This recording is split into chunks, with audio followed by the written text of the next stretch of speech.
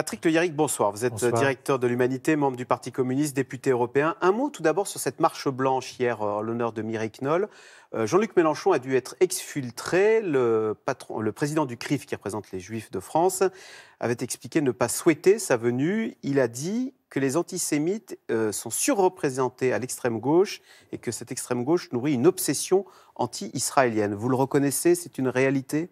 Non, Jean-Luc Mélenchon ne peut pas être considéré comme un antisémite. Jean-Luc Mélenchon est un républicain. Toute son histoire, toute son action, c'est le républicanisme à la française. Il a toujours porté ça. Et malheureusement, le président du CRIF a voulu politiser un hommage à un moment de rassemblement entre nous, de l'ensemble de la communauté des Françaises et des Françaises, par-delà leurs opinions et de leur religion. Et il confond la critique de la politique du gouvernement d'Israël avec antisémitisme. Ce n'est pas du tout la même chose. En tous les cas, cet épisode montre ô combien, et on a malheureusement eu des exemples au cours de ces derniers jours, combien il est difficile parfois de vivre ensemble. C'est pourquoi on peut s'étonner que dans ce livre que vous publiez, qu'il faut que vous êtes ici aujourd'hui, là, et nos frères pourtant, pour une Europe solidaire avec les réfugiés, qui est aux éditions de l'Humanité, vous militez pour une ouverture en grand des frontières. Vous voulez même faire un couloir aérien avec une politique audacieuse de visa.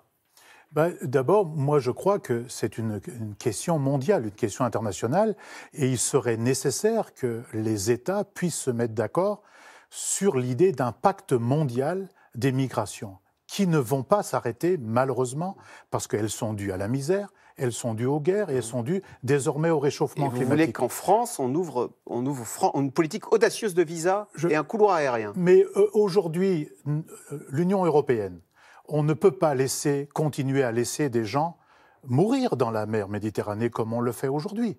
Moi, je trouve que cette chanson « Merci » qui représente la France à l'Eurovision, elle est formidable. Mais à côté de « Merci », nous avons cette jeune femme nigériane qui a accouché dans des conditions anti-humaines. Au bord d'un bateau. Au bord d'un bateau. Tout ceci, aujourd'hui, ne devrait plus exister. Si on avait une humanité, si nous militions pour une humanité, oui, on créerait les conditions pour qu'il n'y ait pas aujourd'hui ces barrages et laisser les migrants entre les mains des trafiquants. Patrick Le Yarrick, pourquoi les 2/3 des Français ne veulent pas qu'on ouvre davantage les frontières aux migrants? Au contraire, les peuples se ferment, ils disent non à la mondialisation, aussi bien d'ailleurs économique que migratoire. Oui, mais ils veulent des frontières maintenant. Vous voyez, en Angleterre, Italie, etc. Moi, je crois que la stratégie de construction des murs partout nous emmènera à notre perte. On ne peut pas avoir un monde mondialisé aujourd'hui, circuler comme on le fait aujourd'hui, avoir tant besoin de coopérer, avoir tant de moyens à notre disposition pour nous soigner, avoir toutes ces technologies, aller sur la Lune et bientôt sur Mars et se fermer entre nous, se parcelliser entre nous. Le nombre de gens qui rentrent dans l'Union européenne, qui rentrent en France, est infime par rapport à notre population. Ce n'est pas grand-chose. S'il y avait d'autres choix européens avec autre chose que ces accords de Dublin aujourd'hui et de ces répartitions à partir de frontières, à partir de murs, et un débat politique. Il faut avoir le courage d'avoir un débat politique sur le fait que nous sommes sœurs et frères en ce monde. Est-ce qu'il faut expulser l'immigration illégale? En Allemagne, ils veulent renforcer les expulsions. Non, mais tout ceci, après, peut se regarder dans le cadre des politiques. Mais aujourd'hui, nous n'en sommes pas là. On est en train, aujourd'hui, de créer des conditions pour que les gens ne demandent plus l'asile. On va même plus loin. Oui. On demande à un autre pays, à la Turquie, de faire le boulot de réceptionner les migrants et les empêcher de venir de notre côté.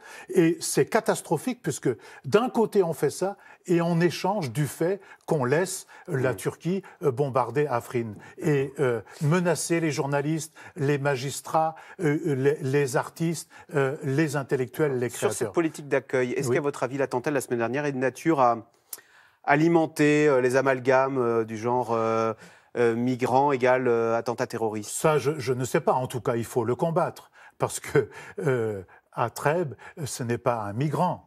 C'est quelqu'un qui était bien là. Et puis ailleurs aussi, ce sont des gens qui sont nés ici, qui sont dans nos cités. Donc le processus, il est tout autre. C'est un processus où... Il est endogène, comme dit Emmanuel Macron d'ailleurs. Nous le fabriquons nous-mêmes en France. Nous le fabriquons, nous ne le fabriquons pas, ce n'est pas voulu. Mais les conditions sociales, les conditions politiques conduisent malheureusement des gens à cela. Et quand il n'y a pas les forces démocratiques, quand il n'y a pas les forces progressistes, quand il n'y a pas les syndicats, dans les cités, dans les quartiers populaires, malheureusement, il se trouve parfois des gens qui passent de la délinquance au trafic de drogue jusqu'à malheureusement ça.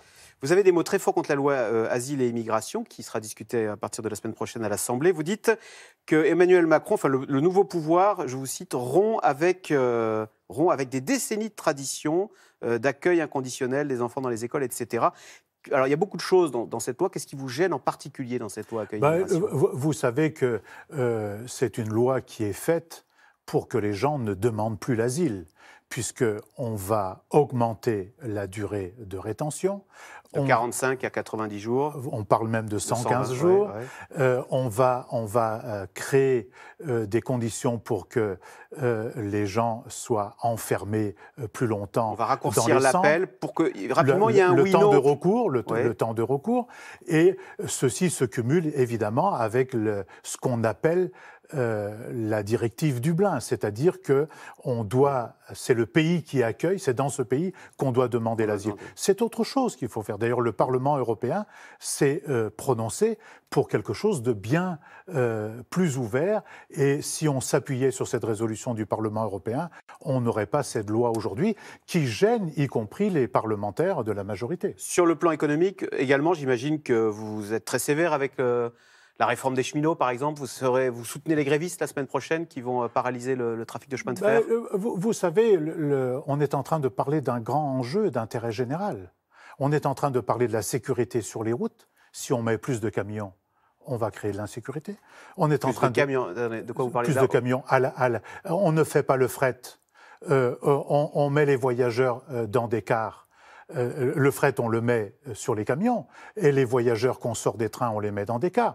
Donc on crée de l'insécurité. Oui, mais alors le gouvernement dit au contraire qu'il veut sauver la SNCF, qui est en train de péricliter avec cette loi. Vous le contestez et qui va perdre des parts de marché avec la concurrence. Non, il peut créer des conditions, même avec les directives européennes que je n'ai pas votées, que j'ai combattues. Et qui sont là. Qui sont là, mais elles ne l'obligent pas à aller si loin. Il faudrait un grand débat public sur les mobilités et sur les transports, mais un débat d'intérêt général qui concerne la sécurité, qui concerne l'emploi, qui concerne l'irrigation de tous nos territoires, la possibilité de venir dans des conditions confortables, même en région parisienne, au travail, les enjeux de l'environnement et de la conférence climat. Donc c'est un autre débat qu'il faut avoir au lieu de ce petit débat qui braque le seul statut des cheminots, alors que la question n'est pas le statut des cheminots, la question c'est que tous les gens devraient avoir un statut et une sécurité de l'emploi dans notre pays. Un tout petit mot, dans votre livre, là, sur la 4e de couve, il n'y a pas écrit que vous êtes communiste. Est-ce que ça annonce que vous aussi, comme tout le monde, vous allez changer de nom ?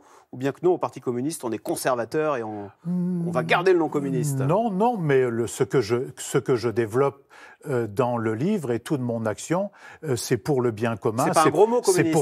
C'est un très beau mot. Voilà. Et il faudrait retrouver son sens originel, c'est-à-dire être en commun et faire société commune. Merci beaucoup, Patrick Le Yarrick, donc député européen, directeur de l'Humanité et membre du Parti communiste. Tout de suite, Caroline Roux, C'est dans l'air, qui revient sur cette marche blanche hier pour le souvenir de Mireille Knoll, 85 ans, qui a été assassinée. Face à la montée des actes antisémites, on sait que nombre de familles juives déménagent, voire quittent le pays. 65 000 auraient ainsi quitté la France au cours des 10 dernières années, 60 000. C'est dans l'air est intitulé ce soir Mireille Knoll, l'indignation et après.